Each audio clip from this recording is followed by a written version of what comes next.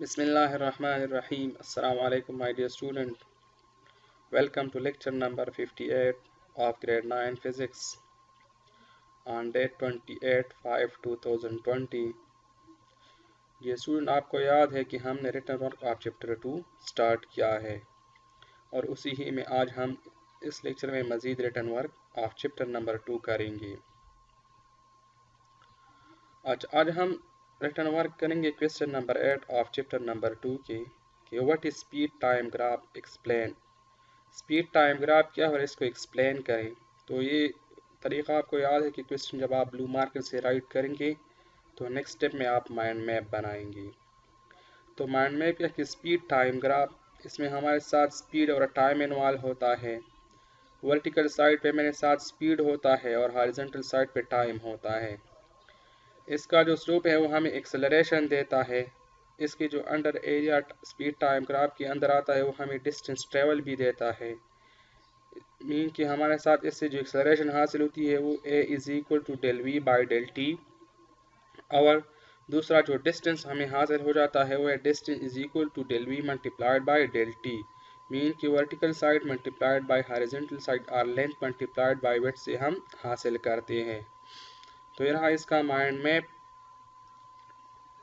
अब हम answer start करेंगे। तो आंसर क्या है कि स्पीड टाइम ग्राफ, जितनी भी हेडिंग मेन हेडिंग आ रहे हैं वो आपने ब्लू मार्कर से राइट करने हैं। इम्पोर्टेंट वर्ड्स, अंडरलाइनिंग वर्ड्स, और मैंने यहाँ पे जो कलर वर्ड्स किए उसको आपने ब्लू मार्कर से, ब्लैक मार्कर से हाईलाइट करने हैं। ये जो रिटन वर्क है ये आप लोगों ने ब्लू पेन से करने हैं। अच्छा, स्पीड टाइम ग्राफ क्या है हमारे साथ। The graph which is plotted between speed and time is called speed time graph.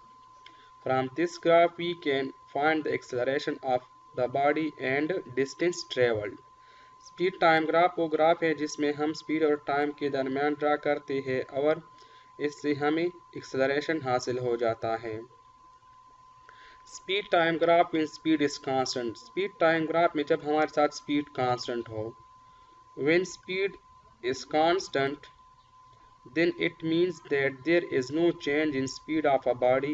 जब स्पीड कांस्टेंट हो मीन कि यहाँ पे हमारे साथ स्पीड में कोई चेंज नहीं आ रहा with the passage of time, वक्त गुजरने के साथ।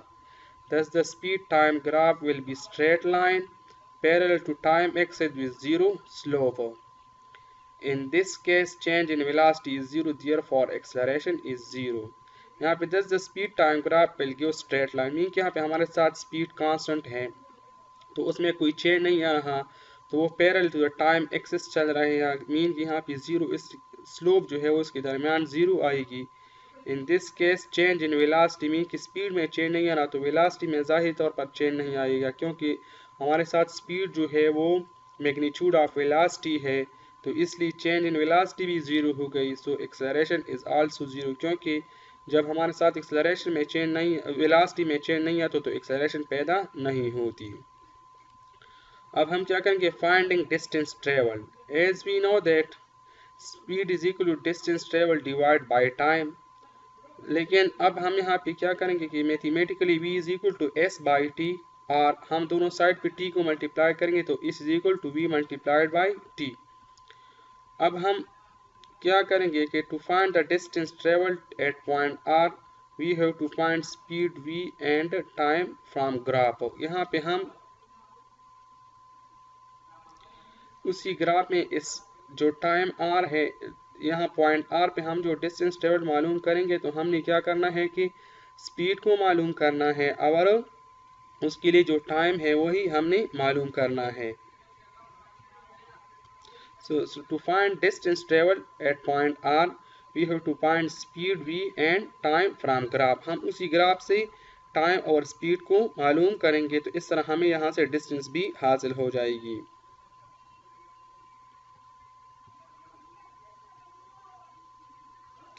तो from graph speed at point R, यहाँ पे R को अगर आप देखें तो ये हमारे साथ यहाँ से यहाँ तक डिस्टेंस है। मीन तो ये हमारे साथ R पॉइंट पे जो है वो Q और R के दरमियान भी बराबर है और O और P पॉइंट के दरमियान है। ये जो मेरे साथ यहाँ से ये Q से यहाँ तक जो R पॉइंट, R से लेकर Q तक जो पॉइंट डिस्टेंस है, ए हम को एज ए आर पॉइंट से रिप्रेजेंट करते हैं और ए हमारे साथ क्यों आर की भी बराबर है। और अगर यहाँ पे देखें तो ये एक्सेस यहाँ से यहाँ तक मेरे साथ बराबर है एस पी और ओ के दरमियान ये जो एक्सेस है।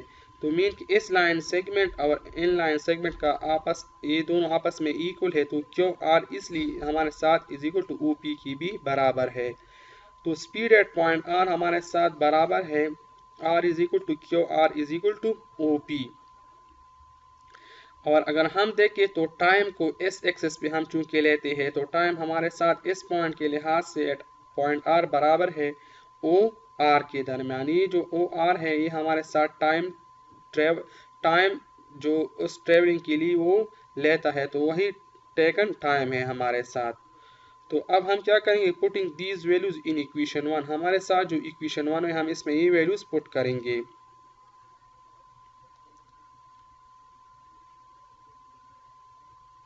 इक्वेशन 1 हमारे साथ ये है is equal to V multiplied by T.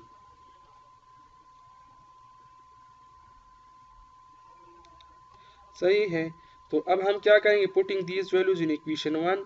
तो is equal to Q R multiplied by O R. V की जगह हमने क्यू आर पुट किया स्पीड एट पॉइंट आर, और टाइम की टी की जगह हमने ओ आर पुट किया है। So the distance is equal to the area of rectangle O P Q are.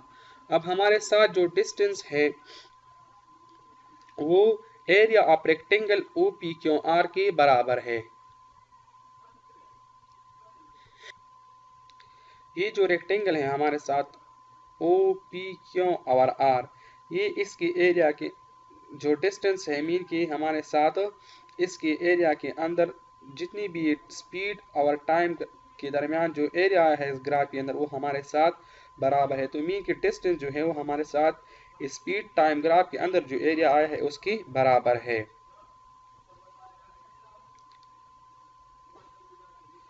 तो we can say that the distance traveled is equal to the area enclosed by the speed time graph and time axis। और हम इस तरह भी कहेंगे कि जो हमारे साथ जो डिस्टेंस ट्रेवल है वो बराबर है area enclosed by the speed time graph and time axis. Mean के स्पीड टाइम ग्राफ और टाइम एक्सिस के दरमियान जो एरिया उन्होंने कवर किया है, मीन के इसके दरमियान जितनी भी एरिया आया है वो हमारे साथ इस ऑब्जेक्ट के डिस्टेंस ट्रेवल के बराबर है।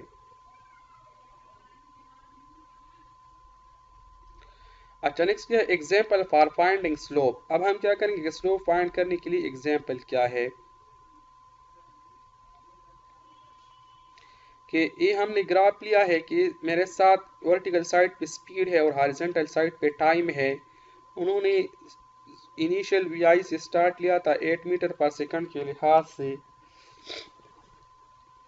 और फाइनली भी उसका जो वेलोसिटी है वो 8 मीटर पर सेकंड है। इस तरह उन्होंने ये 8 मीटर पर सेकंड जो फासला है वो 4 सेकंड में कवर किया है। तो अब हमारे साथ यहाँ पे स्लोप जो है, स्लोप का हमें पता है कि change in vertical axis divide by change in horizontal axis. तो slope is equal to del V change in speed divide by change in time, क्योंकि यहाँ पे हमारे साथ वर्टिकल साइड पे स्पीड है और हॉरिजॉन्टल साइड पे टाइम है। इस तरह डेल वी हमारे साथ बराबर है V F minus V I divide by T F minus T आई।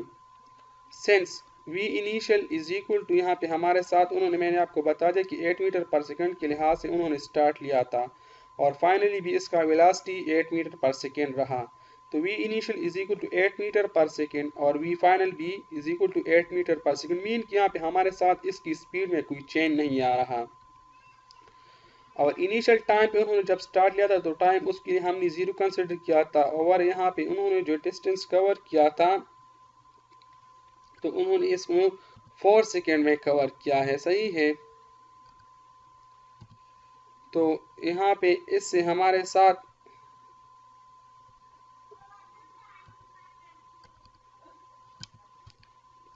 अब हम क्या करेंगे कि इसमें ये वैल्यूज पुट करेंगे कि T initial is equal to 0, T F is equal to 4 second, V I की जगह 8 और वी एफ की जगह भी 8 मीटर पर सेकेंड। तो स्लोप हमारे साथ बराबर हो जाएगी 8 minus 8 whole into metre per second divide by 4 minus 0 into seconds. तो जब हम 8 को 8 से माइनस करेंगे तो इससे हमारे साथ 0 आ जाएगी, और 4 से 0 माइनस करेंगे तो इससे हमारे साथ 4 आ जाएगी।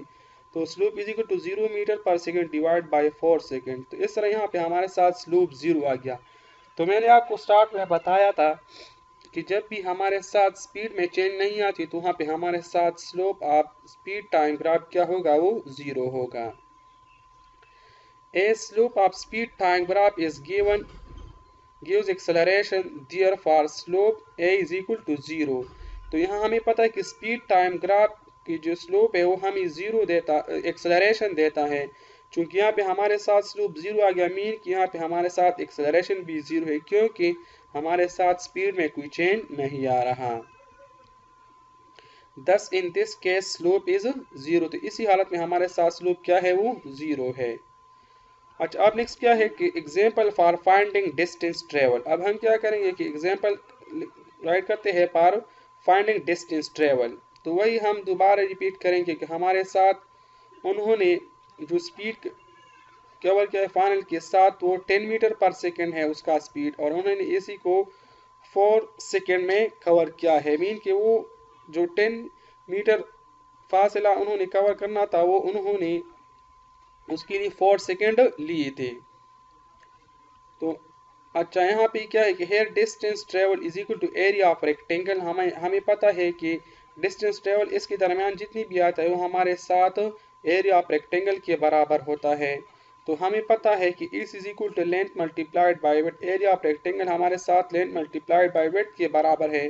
तो लेंथ हमारे साथ यहाँ पे क्या है, v है, वेलोसिटी स्पीड जिस साइड पे है, और वेट हमारे साथ टाइम t है।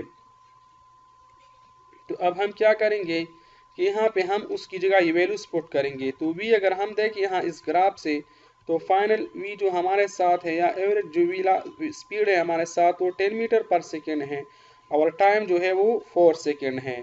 तो हम यहाँ उस इक्वेशन में v की जगह 10 और टाइम की जगह 4 पुट करेंगे। तो इससे हमारे साथ हो जाएगा इस इज इक्वल टू v की जगह 10 और टाइम की जगह t की जगह 4। तो इस is equal to 10 multiplied by 4।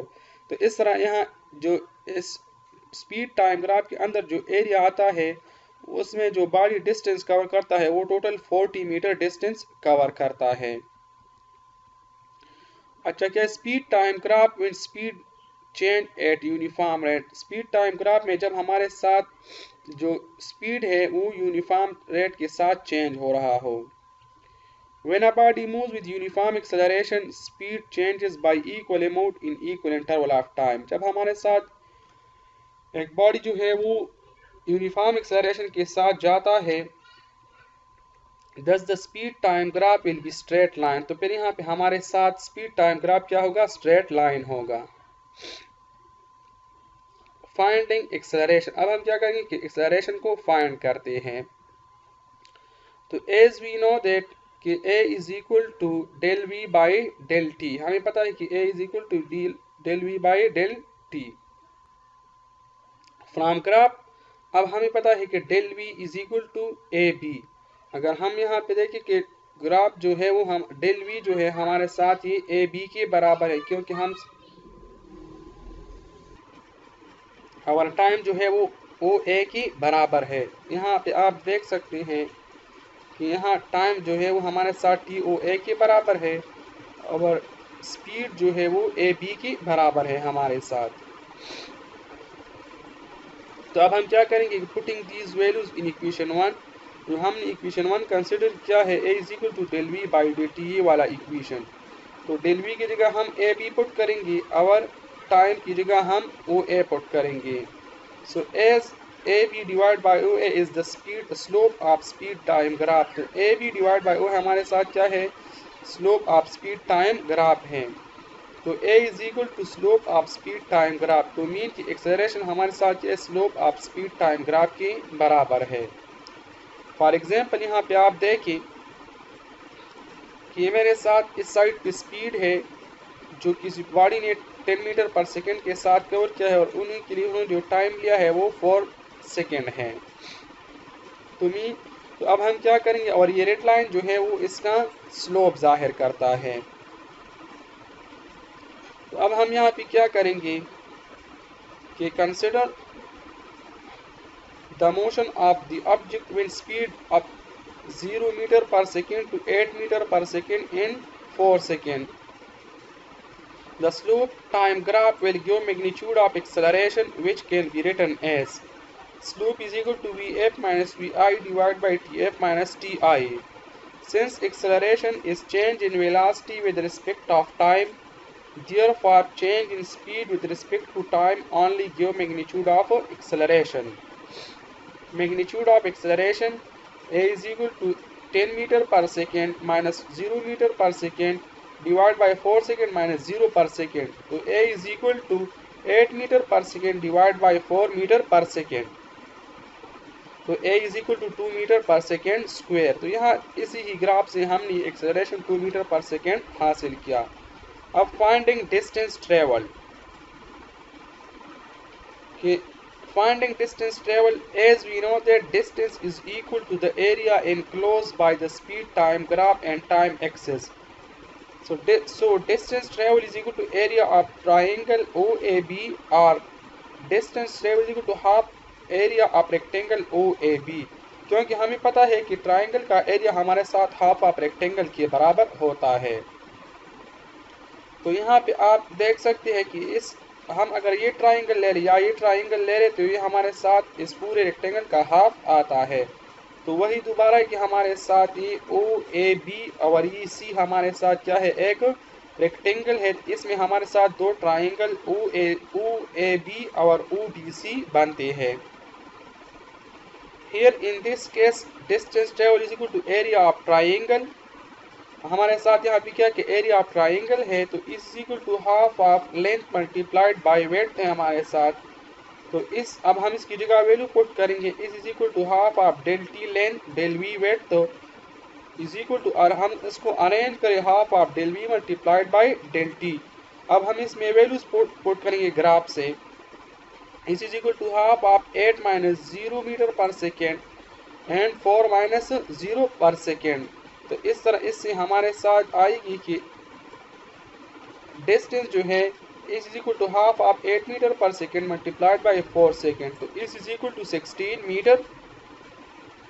तो मीन कि यहाँ इस ऑब्जेक्ट ने इस ट्राइंगुलर रीजन के दरमियान जो एरिया डिस्टेंस, इस ट्राइंगुलर एरिया रीजन के दरमियान उन्होंने जो डिस्टेंस कवर किया है वो 16 मीटर है. The area of triangular in the above region is 16 meter. The quantity is represented is actually the distance traveled, the body, सही, the body traveled. यहाँ पे इस फिगर की तरफ दोबारा जरा देखिए. यहाँ ने आपने क्या करना है, तो ये फिगर ज़रा दोबारा करेक्ट करें क्योंकि यहाँ पे इससे पहले मैंने 10 लिया था लेकिन यहाँ पे हमने मैथमेटिकल में 8 पुट किया है. तो ये ग्राफ भी इस तरह बनाने सही है कि इसी ही ग्राफ के बनिस्बत आपने क्या करना है, ये जो वैल्यू हमने यहाँ पे पुट की ये 8 मीटर पर सेकेंड और ये इसके बाद ये 4 मीटर पर सेकेंड.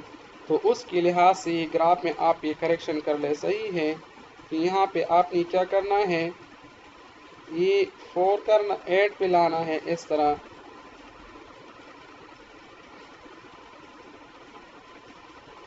और ये हमारे साथ क्या करना है कि इसको आपने यहाँ पे जो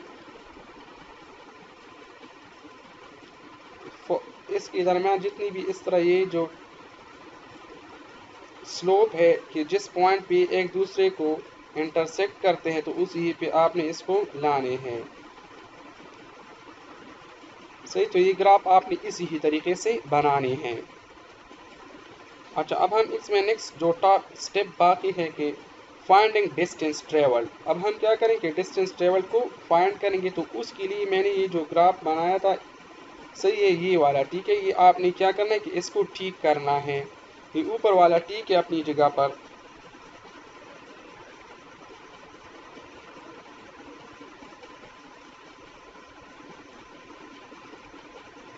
ये ऊपर वाला अपनी जगह पर ये ठीक है, सही है. ये अपनी जगह पर ठीक है, नीचे इसी के मुताबिक ग्राफ यहाँ पे मौजूद है अपना।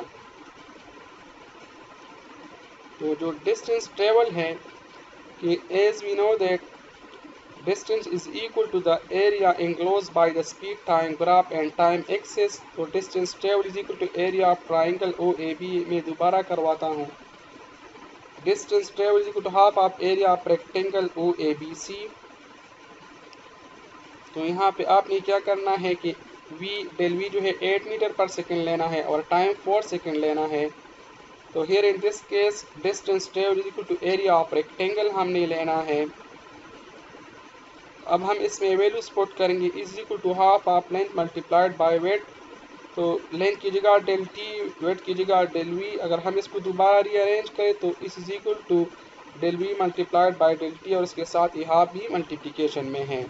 तो इस तरह इसकी जगह हम वैल्यूज पुट करेंगे ग्राफ से, डेल वी की जगह 8 और टाइम टी की जगह 4 पुट करेंगे। तो इस तरह इससे हमारे साथ जो डिस्टेंस ट्रेवल है वो हासिल हो जाएगी, इज इक्वल टू 16 मीटर।